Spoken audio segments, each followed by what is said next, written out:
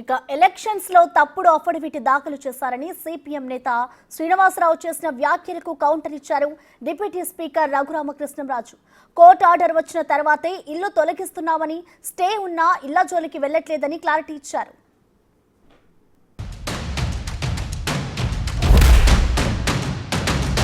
పేడల ప్రభువుల కాలం కాదు ఇది, రాజుల చక్రవర్తుల కాలం కాదు ఇది.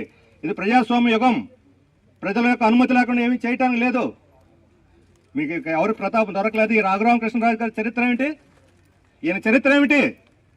వందల వేల కోట్ల రూపాయలు బ్యాంకులకు అనామం పెట్టాడు, డిఫాల్ట్ అయ్యాడు, నోటీసులు వచ్చినాయి, సిబిఐ కేసు ఉంది.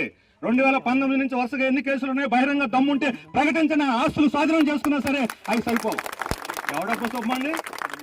ఎన్నికల అఫిడవిట్లోనే ఉంది. ఎవడబ్బ సొమ్ముని బ్యాంకులు డబ్బు ఎగ్గొడతారు. 600 కోట్లు నష్టం వచ్చింది నీకు. హిందూ భారత్ విద్యుత్ కంపెనీలు నష్టం వస్తే బ్యాంకులకు ఎగ్గొడతావా? ఈ 600 కోట్ల రూపాయలు ముక్కు పిండి వసూలు చేయండి రఘురామకృష్ణరాజు దగ్గర. ఎవడో శ్రీనివాసరావు అంట వచ్చాడు. వచ్చాడు. నాకు వార్నింగ్ ఇస్తున్నాడు.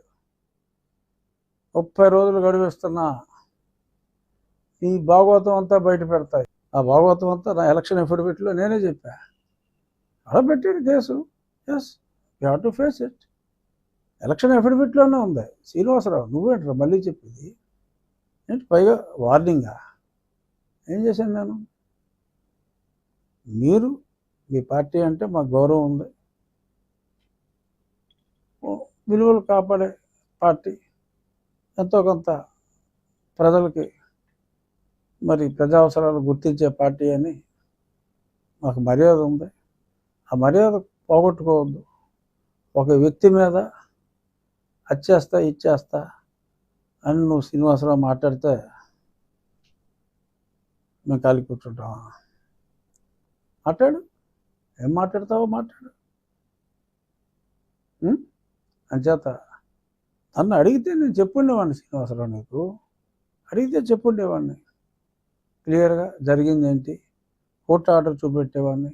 కోర్టు ఆర్డర్ ఇచ్చిన తర్వాత మరి మిగిలినవి ఎందుకు తీసేయలేదు?